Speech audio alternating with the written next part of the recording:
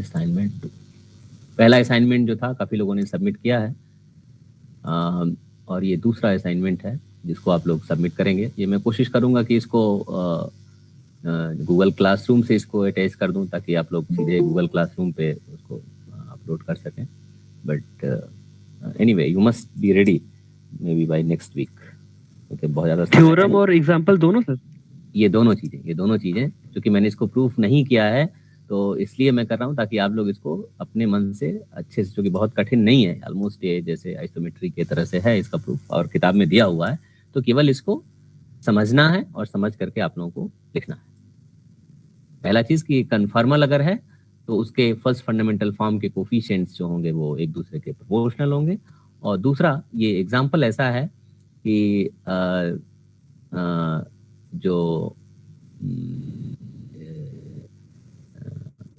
जो conformal map का example है, this is an example, this is geographic projection is an example of conformal map.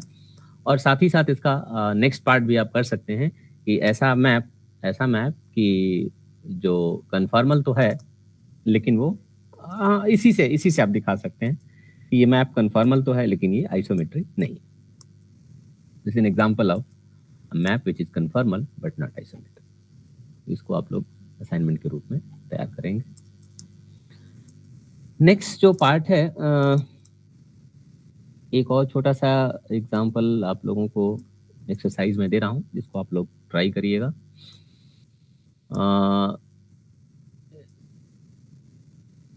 एक तो आपको मैंने सरफेस ऑफ रिवोल्यूशन के लिए दिया था, किसी ने कंप्लीट किया कि नहीं? सरफेस ऑफ रिवोल्यूशन का जो सेकंड फंडामेंटल फॉर्म ये मैंने दिया था।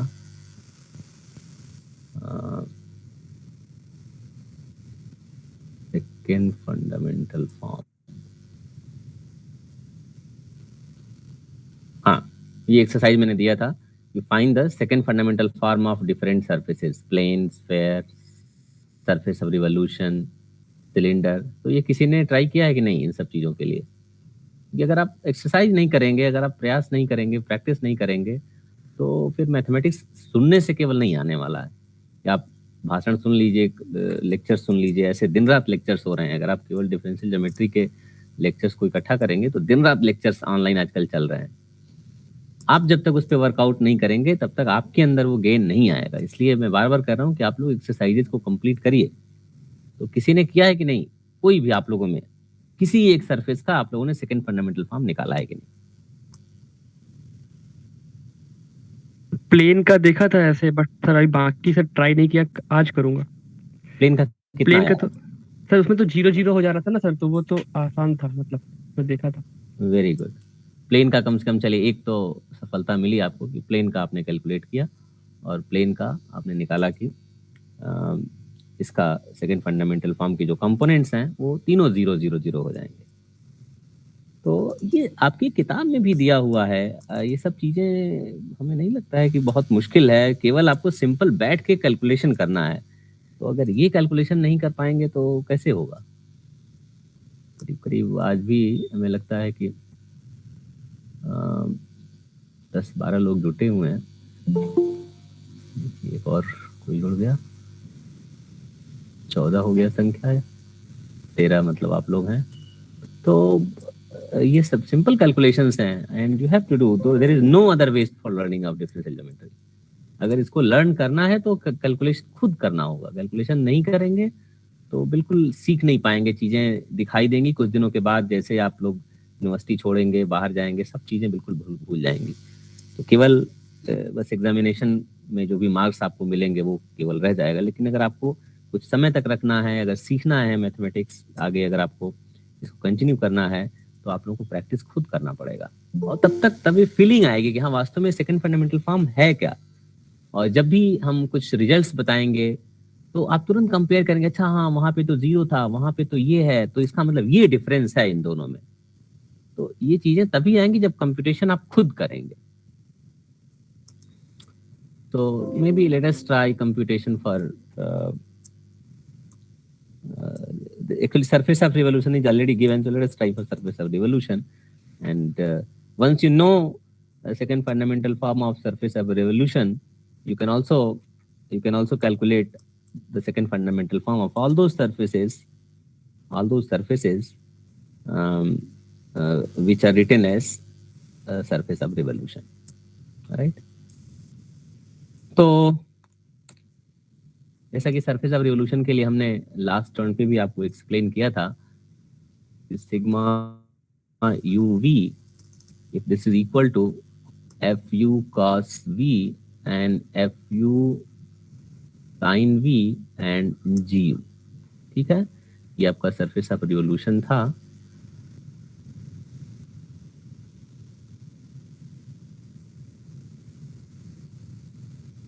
ये कोई सरफेस ऑफ रिवोल्यूशन आपका है, ये कुछ स्मूथनेस टाइप का है, यहाँ पे ऐसे ना लगे कि स्मूथ नहीं है, right, x axis, y axis, z axis, और ये आपका कर्व है, एक्स जेड प्लेन में कर्व है, जिसको जेड एक्सिस के अबाउट रिवॉल्व कराया जा रहा है, और इसका पैरामीटराइजेशन आपका है f u zero g u, और अगर ये पैरामीटराइजेशन आर्क लेंथ पैरामीटराइजेशन है तो f dash square plus g dot square is equal to 1, right.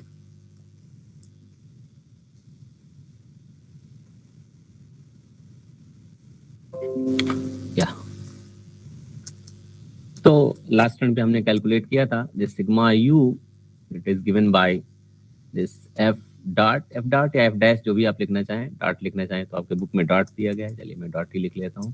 तो f dot cosine v, f dot sine v and g dot. Similarly sigma v is equal to minus f sine v, f cos v and 0। तो इसकी मदद से आपने E F G calculate किया था last turn पे। तो ई हमने बताया था sigma u dot sigma u that is equal to f dot square cos square v, f dot square sine square v plus g dot square, that is f dot square plus g dot square. But if it is parameterized by arc length, this f dot square plus g dot square is equal to 1. So f e is equal to 1 and f is equal to 0. दोनों का dot product आप करेंगे तो 0 हो जाएगा। और g that is sigma v dot sigma v, this is equal to f square sin square v plus f square cos square v, that is f square। तो इस तरह से आपने फर्स्ट फंडामेंटल फॉर्म देखा था, ये था du square plus f square या f u square, f u square and d v square. तो this was the first fundamental form, इसको आप डी एस स्क्वायर पे लिखते हैं, this was the first fundamental form, right. Now to calculate second fundamental form you need normal. So first you have to calculate the normal. What is the normal? So the unit normal, in fact. So is sigma u cross sigma v and divided by norm of sigma u cross sigma v. ये आपका normal का definition होता है। तो अगर आप sigma u cross sigma v calculate करें तो सिग्मा यू आपका है f dot cosine v, f dot sine v and g dot, and here is your minus f sin v and f cosine v and 0। तो ये आप जो है आप चाहें तो इसको del del x, del del y, del del z लिख सकते हैं, हाँ, या आई जे के अगर आप चाहें तो लिख सकते हैं। डिटरमिनेंट को आप एक्सपेंड करें तो आई का कंपोनेंट क्या होगा, डेल डेल एक्स का कंपोनेंट क्या होगा, this into this minus this into this, right. ये 0 हो जाएगा, होगा minus f g dot cos v. तो the first component is minus f g dot cos v. Second component क्या होगा, g dot into this, so minus f g dot sine v, right. तो minus f g dot sine v. और जब z का component लिखेंगे तो ये चीज डिलीट करेंगे, this into this minus this into this. तो f dot cos square v and plus f dot sine square v, so f dot. तो this is f dot, right. So this is your sigma u cross sigma v and divided by its norm. इसके norm से आपको divide करना है। So what is the norm of this vector? So f g dot and f g dot, तो f g dot square common कर लीजिएगा तो होगा sine square v plus cos square v, right. What is the norm of this sigma u cross sigma v? This is your sigma u cross sigma v, right? What is its norm? So its norm is given by this square plus this square plus this square. So this square plus this square. fg square अगर common कर लीजिए, fg dot whole square common कर लीजिए तो यहाँ क्या बचेगा? Sine square v plus cos square v 1 and plus f square f dot square plus f square f dot square. अब इन दोनों में एफ स्क्वायर को कॉमन कर लीजिए, एफ स्क्वायर को कॉमन करिए तो f dot square plus g dot square, because it is parameterized by arc length, it is going to be 1, so this is nothing but simply f u. तो ये sigma u cross sigma v का मतलब simply आपका हो जाएगा f. तो f से अगर आप डिवाइड कर दें इस वेक्टर को तो आपको सिंपली मिलेगा minus g dot cos v and minus g dot sine v and f dot. Is it clear to everybody up to this stage? Any problem? No, sir. Yeah. Now, what is sigma uu? अब आपको अभी देखिए second fundamental form के लिए क्या करना होगा.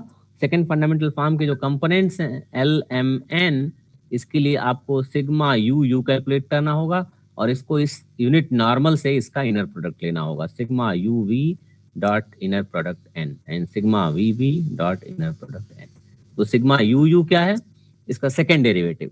तो सेकेंड डेरिवेटिव इसका निकालिए यू के रिस्पेक्ट में, ठीक है. तो f double dot cos v, f double dot sine v and g double dot. तो ये हो जाएगा f double dot cos v, f double dot sine v and g double dot and its inner product with this n, इसका n के साथ inner product. तो minus g dot cos v minus g dot sine v and f dot. तो जब इसको आप solve करेंगे तो क्या मिलेगा? F double dot g dot cos square v और f double dot g dot sine square v. तो फिर cos square v plus sine square v, इसकी वैल्यू 1 हो जाएगी. आप कैलकुलेट करेंगे तो क्या मिलेगा? F double dot g dot with minus sine और यहाँ पे हो जाएगा, इन दोनों को डॉट करेंगे तो f dot g double dot. So finally you will get f dot g double dot minus g dot f double dot. Right? Is it clear to everybody? ठीक है ना? ये पहला फर्स्ट कंपोनेंट आपने निकाल लिया. इसी तरह सेकंड कंपोनेंट आप निकालिएगा और इनर प्रोडक्ट निकालेंगे तो इसकी वैल्यू हो जाएगी 0. और थर्ड कंपोनेंट आप कैलकुलेट करिएगा और निकालिएगा तो इसकी वैल्यू हो जाएगी f इंटू जी डॉट. तो इस तरह से आपको अगर ये f और g, ये जो कर्व का पैरामीटराइजेशन अगर आपको मालूम है तो आप सेकंड फंडामेंटल फॉर्म का फार्मूला इससे लिख सकते हैं. नॉर्मली जिस किसी कर्व को रिवॉल्व करने से, चाहे वो सर्कल को आप रिवॉल्व करेंगे तो स्फेयर मिल जाता है, आप कोन को रिवॉल्व करके बना लेते हैं, टोरस को रिवॉल्व करते. तो जिन सरफेस को आप सरफेस ऑफ रिवोल्यूशन के रूप में देखते हैं, अगर उसका एक्सजेड प्लेन में उस कर्व का अगर पैरामीटराइजेशन अगर आपको मालूम है, स्पेशली आर्कलाइन पैरामीटराइजेशन अगर आपको मालूम है, तो आप आसानी से सेकंड फंडामेंटल फॉर्म इस फार्मूले की मदद से लिख सकते हैं. And you can directly right this L D you square plus 2m du dv plus n du square. Right? So this is the process to calculate the second fundamental form, right? But तो कुछ surfaces और इसमें exercise में दिए गए हैं, आप लोग इनको करिएगा. जैसे एक सरफेस आपको दिया गया है, the sigma uv, the sigma is actually defined on the whole R2 to R3, पूरे R2 में डिफाइंड है. इस सरफेस को कहते हैं इलिप्टिक पैराबोलॉइड. इलिप्टिक पैराबोलॉइड,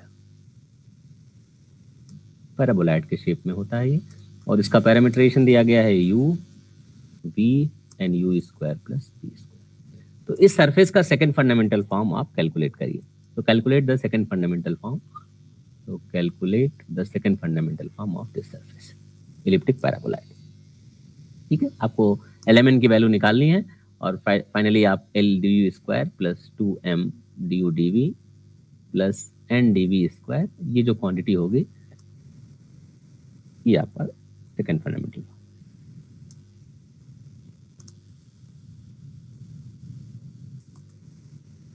और just like first fundamental form, second fundamental form के लिए भी अगर एक ही सरफेस का एक ही पोर्शन अगर दो कोऑर्डिनेट पैच में है, मान लीजिए कोऑर्डिनेट पैच ये आपका है सिग्मा और ये मान लीजिए दूसरा कोऑर्डिनेट पैच है सिग्मा बार, या दूसरे शब्दों में कहें कि ये कुछ पोर्शन ऐसा है जो दो कोऑर्डिनेट पैच में कॉमन है.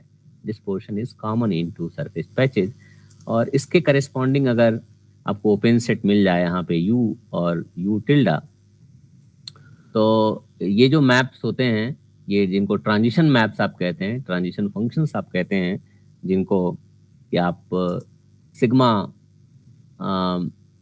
Sigma compose with sigma tilde inverse या sigma tilde compose with sigma inverse के रूप में आप देखते हैं.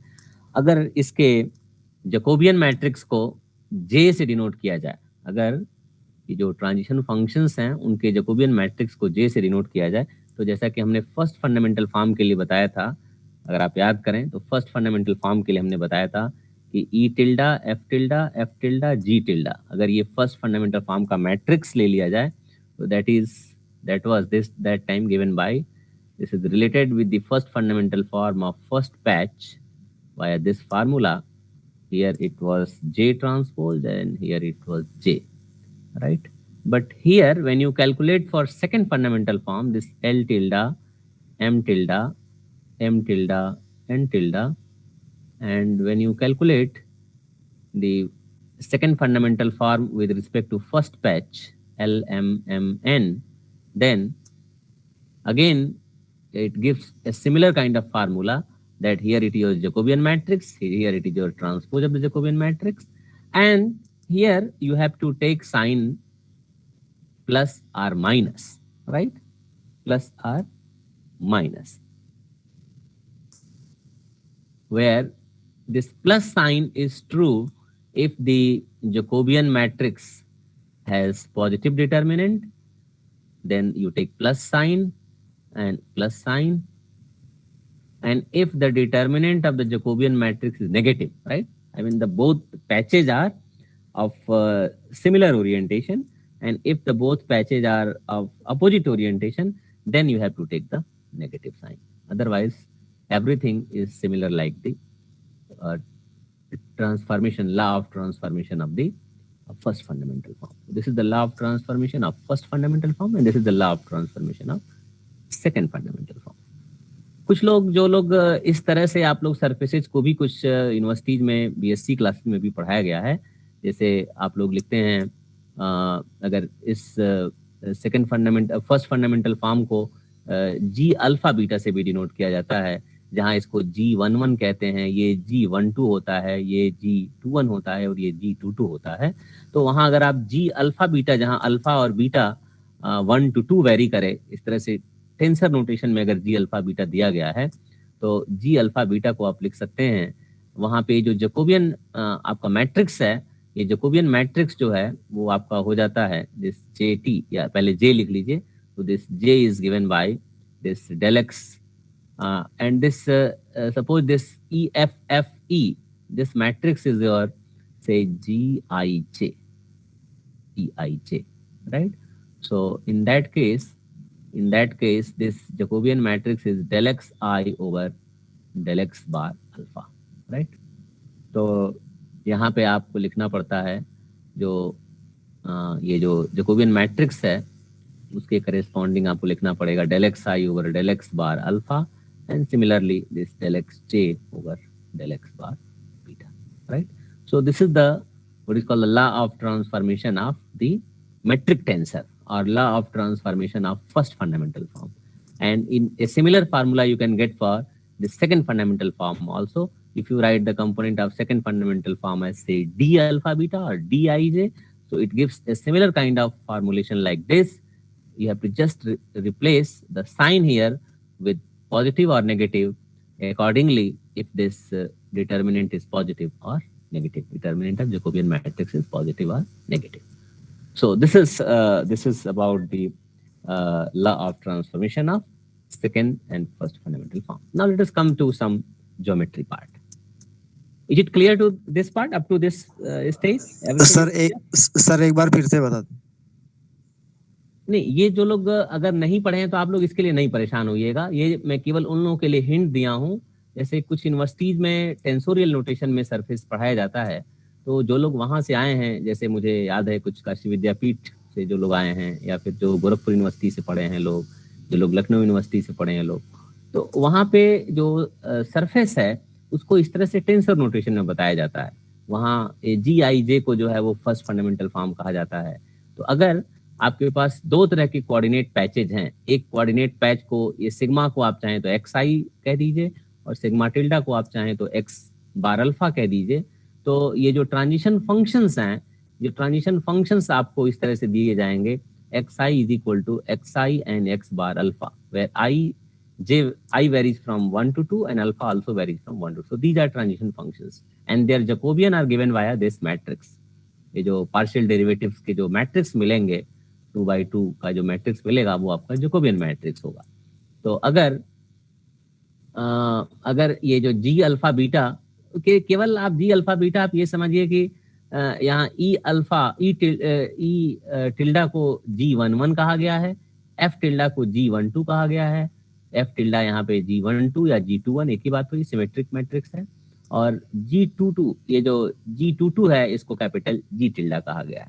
और इसी तरह से यहाँ पे EFFE ये जो है वो ये GIJ के करस्पॉन्डिंग वैल्यूज हैं, यानी G11 is equal to E, G12 is equal to F, G21 is equal to F and G22 is equal to G, sorry this is G।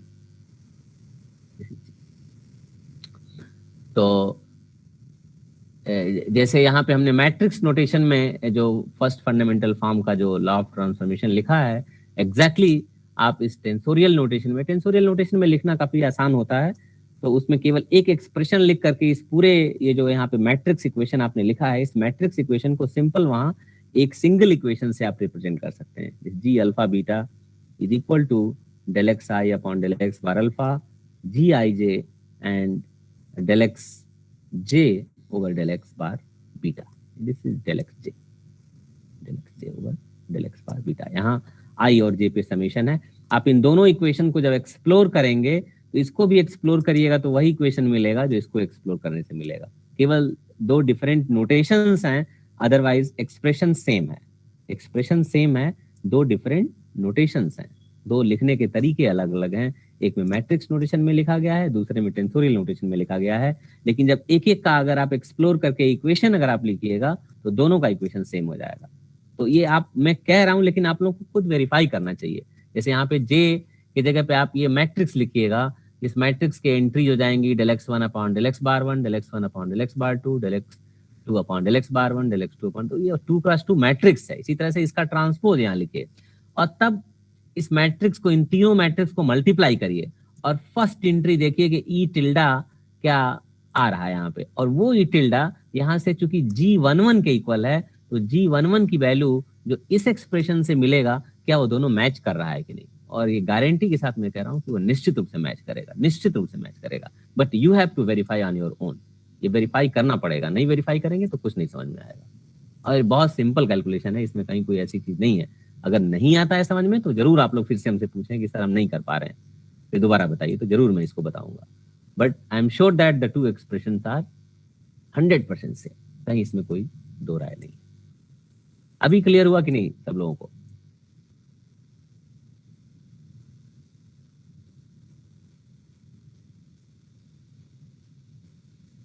बोलिए। यस सर, वेरीफाई करें, आप लोग verify करने की कोशिश करेंगे। बिल्कुल वेरीफाई करने की कोशिश करिए, और अगर नहीं होगा तो आप लोग पूछने की भी कोशिश करिएगा, पूछिएगा, जरूर पूछिएगा। आप लोगों का जितना, कोई जरूरी नहीं कि मैं 100% आप लोगों का कोर्स कंप्लीट कर पाऊं, डेफिनेटली बहुत मुश्किल है कंप्लीट करना। जितना भी होगा उसी में से मैं एग्जाम आपको, लेकिन मैं चाहता हूँ जो कम से कम आप लोग पढ़िए उतना तो क्लियर है। ऐसा ना हो कि हाँ पढ़ने के लिए तो पूरा डिफरेंशियल ज्योमेट्री कर्व सरफेस पढ़ लिए हैं और फिर कल कोई पूछ दे कि साहब चलो एक कोई चीज हमको छोटा सा बता दो, तो आप कहोगे साहब ये तो नहीं पढ़ पाए थे, ये तो वेरीफाई नहीं हम करे थे। ऐसा मैं जवाब नहीं सुनना चाहता हूँ। तो जो भी आप लोगों को दिक्कत हो, आप लोग हमसे कुछ नहीं अगर कर पा रहे हैं, व्हाट्सएप पे मैसेज करिए। मैं व्हाट्सएप का भी कोशिश करता हूँ कि उन क्वेश्चंस को मैं आप लोगों से फिर नेक्स्ट टर्न पे डिस्कस मैं करने की कोशिश करता हूँ, या फिर उसको नहीं होगा तो मैं असाइनमेंट के रूप में दूंगा, ताकि आप लोग अगली बार और एक्सप्लोर करें, गूगल से सर्च करें, अपने जो बड़े भाई लोग यहाँ रिसर्च कर रहे हैं उन लोगों से आप लोग संपर्क करें। सभी लोग हमारे स्टूडेंट्स हैं, आप लोगों का जवाब दे सकते हैं, आप लोग उन लोगों से संपर्क अगर करें तो। या फिर नहीं होगा तो हमसे भी आप पूछिए, कोई दिक्कत नहीं, मैं भी बताने की कोशिश करूंगा। Okay, so now let us come to some geometric part कि ये सेकेंड फंडामेंटल फॉर्म इंपॉर्टेंट क्यों है, क्यों इतना इंपॉर्टेंट है, क्यों इसको इतना जोर दिया जा रहा है। फर्स्ट फंडामेंटल फॉर्म की तो बात आपने किया था, वहां तो कुछ समझ में आ रहा था कि भाई वहां पे किसी कर्व का लेंथ मेजर करने के काम आ गया, वहां पे चलिए साहब दो वेक्टर के बीच का एंगल मेजर करने के काम आ गया। ये क्यों इतना इंपॉर्टेंट है, why this second fundamental form is so important. तो जैसा कि आपने कर्व्स के केसेस में देखा था कि जो फर्स्ट डेरिवेटिव होता है वो किसी कर्व का वेलोसिटी या टेंजेंट वेक्टर रिप्रेजेंट करता है, और जब हम उसको दो बार डिफरेंशिएट करते हैं तो कहीं ना कहीं वो उस कर्व के कर्वेचर से रिलेटेड होता है। मतलब कर्व का कर्वेचर अगर हमको स्टडी करना है तो हमको कहीं ना कहीं उस कर्व के सेकेंड डेरिवेटिव को यूज करना पड़ेगा। तो उसी तरह से जो सेकेंड डेरिवेटिव यहाँ पे आपने देखा कि जो सरफेस पैच है इसके सेकेंड डेरिवेटिव से रिलेशन है हमारा सेकेंड फंडामेंटल फॉर्म का, तो निश्चित रूप से कहीं ना कहीं इसमें कर्वेचर का रोल होगा। तो अब एक दूसरा क्वेश्चन ये आएगा कि what is the analogue of curvature for surfaces. जैसे कि कर्व के लिए हमने कुछ बताया कि कर्वेचर कैसे हमने, how we introduce curvature for curves. तो आपने देखा कि हमने ये कहा कि साहब एक स्ट्रेट लाइन है तो उसमें तो बिल्कुल कोई कर्व है ही नहीं, there is no curvature, so therefore we just assign a number 0। फिर दूसरा हमने देखा कि साहब सर्किल इक्वली कर्व्ड है, तो सर्किल के लिए हमने कांस्टेंट नंबर प्लॉट किया। फिर उसमें सर्किल में हमने देखा कि जैसे जैसे उसका रेडियस बढ़ रहा था उसका कर्वेचर, मतलब कर्व्ड होने का जो नेचर है, कर्वेचर को ऐसे आप कह सकते हैं कर्व्ड होने का नेचर, कितना वो कर्व्ड हो रहा है, कितनी उसकी प्रवृत्ति है कर्व्ड होने की। तो जितना उसका रेडियस कम होगा उतना ही ज्यादा कर्व्ड होगा, और जितना रेडियस ज्यादा होगा उतना ही कम कर्व्ड होगा। तो इस तरह का कुछ रिलेशन आपने स्थापित किया, और फिर एक बार आपने सर्किल से जब एसोसिएट कर दिया तो फिर किसी भी कर्व को आप सर्किल से अप्रोक्सीमेट करने लगे। और आपने देखा कि किसी भी कर्व के लिए इन्फिनिट मेनी सर्कल्स हैं जो फर्स्ट ऑर्डर के कांटेक्ट रखते हैं, लेकिन एक यूनिक सर्कल था जो सेकंड ऑर्डर का कांटेक्ट रखता था, और उसी सर्किल का जो कर्वेचर है उसको हमने कर्व का कर्वेचर असाइन कर दिया at that particular point, right. So this was the whole story of curvature of a curve, either a plane curve or space curve or whatever you study. Now the question arises, what should be the analog of curvature for surfaces? किसी surface के किसी point पे क्या curvature होगा। तो अब फिर हम डायरेक्ट सरफेस के कर्वेचर पे पहुंचने के पहले हम सरफेस पे स्थित कर्व्स के कर्वेचर को समझने की कोशिश करेंगे, और फिर वहां से हम कुछ क्वांटिटी निकालेंगे, कह सकते हैं उसका जिस्ट हम निकालेंगे, और फिर उसी को असाइन करेंगे, कहेंगे कि हाँ साहब ये जो क्वांटिटी है that should be called the curvature of surface at that particular point, and this was the name this curvature for surfaces is given by a great mathematician Gauss. Gauss ने उसको कहा कि इसको कर्वेचर कहना चाहिए, और इसीलिए आज के लिटरेचर में उसको गॉसियन कर्वेचर के नाम से जाना जाता है। तो सरफेस के किसी पॉइंट पे जो कर्वेचर का एनालॉग है वो आता तो इनडायरेक्टली कर्व के कर्वेचर से ही है, बट हम उसको वहां तक पहुंचेंगे, वहां तक पहुंचने के लिए काफी प्रोसीजर हमें डेवलप करना पड़ेगा। लेकिन फाइनली जब हम किसी पॉइंट पे कर्वेचर की बात करते हैं, what is called curvature of a surface at a point, तो that curvature is actually called, the name of the curvature is called Gaussian curvature. तो यहाँ तक हम पहुंचेंगे, लेकिन वहां तक अभी हमको कुछ मटेरियल डेवलप करना पड़ेगा। तो let us take a surface.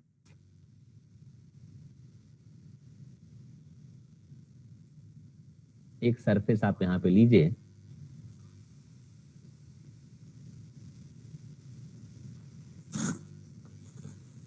अब सरफेस पे आप एक कर्व ले लीजिए, कोई भी कर्व आप लें, एक कर्व ले लीजिए, let's take a curve and suppose at some point of this curve, so say this is a curve gamma, this is a curve on the surface, and this is the velocity vector, that is gamma dot. If this gamma is parameterized by arc length, this gamma dot is unit vector. So suppose gamma is parameterized by arc length, so that this norm of gamma dot, norm in R3, ये जो curve है वो R3 का curve है, हालांकि वो इस surface पे भी है लेकिन वो कर्व R3 में भी है। तो आप चाहें तो R3 का नॉर्म लीजिए, आप चाहें तो, क्योंकि जो नॉर्म हम सरफेस पे लेते हैं वो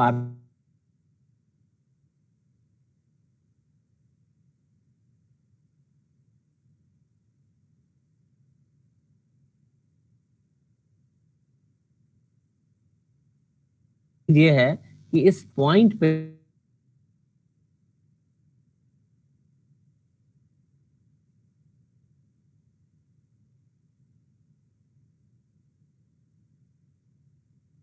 this is the normal to the surface.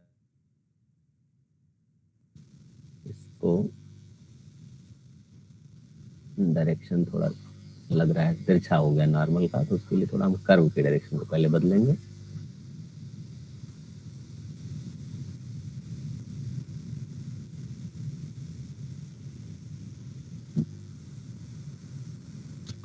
मान लीजिए हमने कर्व कुछ ऐसा ले लिया, तो ये हमारा गामा डॉट हो गया, ये हमारा कर्व गामा है, ये हमारा गामा डॉट है, हाँ? और इस पॉइंट पे मान लीजिए हमारा ये नॉर्मल वेक्टर है,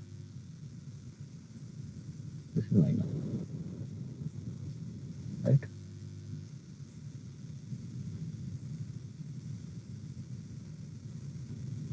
राइट,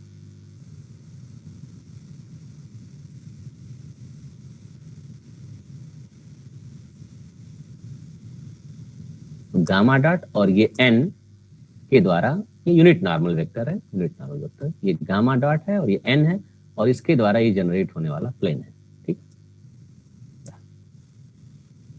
अब चूंकि दोनों यूनिट वेक्टर हैं, ये भी R3 में है, ये भी R3 में, सरफेस हमारा R3 में है, तो एक हमारे पास वेक्टर होगा n cross gamma dot, n cross gamma dot, n cross gamma dot is a vector that is perpendicular to n and perpendicular to gamma dot। इसका मतलब इन दोनों वेक्टर के परपेंडिकुलर, यानी इन दोनों के प्लेन के परपेंडिकुलर होगा ये वेक्टर, जिसको आप कहेंगे n cross gamma dot. n cross gamma dot will be a vector perpendicular to gamma dot as well as perpendicular to n, right. तो अब इस पॉइंट पे आपके पास, और ये यूनिट वेक्टर होगा because gamma dot is unit vector, n is unit vector, so therefore this is also unit vector. तो इस तरह से इस पॉइंट पे आपके पास तीन वेक्टर हो गए, गामा डॉट, n और n क्रॉस गामा डॉट, ठीक है। ओरिएंटेशन भी आप देख सकते हैं कि जब आप n से गामा डॉट की तरफ आप जा रहे हैं, n से गामा डॉट की तरफ जा रहे हैं, तो जो स्क्रू मोशन है वो इसी डायरेक्शन में होगा। n से गामा डॉट की तरफ अगर आप स्क्रू को रोटेट करें, तो basically I just wanted to tell that this is a right handed system.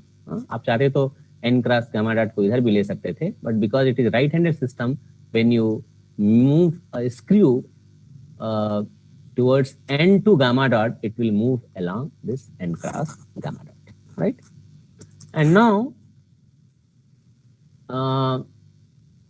because this gamma is a unit speed curve, right? Gamma is a unit speed curve, this gamma double dot must be perpendicular to gamma dot, right? So gamma जो है, अगर unit speed curve है तो gamma dot is definitely unit vector, and because gamma dot is unit vector, gamma dot is equal to 1, and when you differentiate it, you will get gamma double dot, provided gamma double dot is not equal to 0. If gamma double dot is not equal to 0, then gamma double dot must be perpendicular. तो gamma double dot जो होगा वो इस gamma dot के perpendicular होगा, यानी वो इस n और n क्रॉस gamma dot वाले प्लेन में होगा। यानी जो gamma dot होगा, gamma double dot, this must lie in the plane containing n and n cross gamma dot. And now what you do, you just join these two, you just drop perpendicular from this tip of the gamma double dot to n and tip of gamma double dot to this n cross gamma double dot, right? So this is your gamma double dot. This vector is gamma. Is it clear to everybody? आप सभी लोग ये देख पा रहे हैं चित्र जो है? Yes sir. ये आपका गामा डबल डॉट वेक्टर है और यहां से हमने परपेंडिकुलर ड्रॉप किया इस n पे, इसके पैरेलल लाइन है, और यहां से परपेंडिकुलर में ड्रॉप किया इस n क्रॉस गामा डॉट पे। तो because since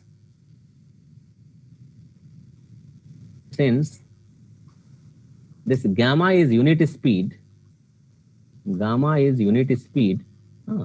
gamma dot norm is equal to 1 and this gamma double dot must be perpendicular to gamma double dot. That is, this gamma double dot lies in the plane containing this gamma this n and n cross gamma double dot. अब ये जो आपने projection लिया है n cross gamma dot के long, इसको आप कह दीजिए, एक नाम हम दे देते हैं kg, और जो प्रोजेक्शन आपने n के लॉन्ग लिया है उसको आप कह दीजिए kn, right? So then hello sir. या सर आज मिड सेमेस्टर का पेपर है, तो अब पेपर आ गया है तो सर आज लीव कर दीजिए यहीं। किस पेपर का है? Graph theory sir graph theory. Yes sir, graph theory. Okay okay sir paper भी आ गया है। ठीक है तो आप लोग अपना पेपर दीजिए। चलिए इसके आगे हम लोग कल चर्चा करेंगे। तो चलिए स्लाइड यही कंटिन्यू हम करेंगे, यहाँ तक आप लोग रखे रहिए, फिर इसको हम रिपीट भी कर देंगे और इसके आगे हम लोग नेक्स्ट टर्न पे स्टार्ट करेंगे। Yes sir, thank you.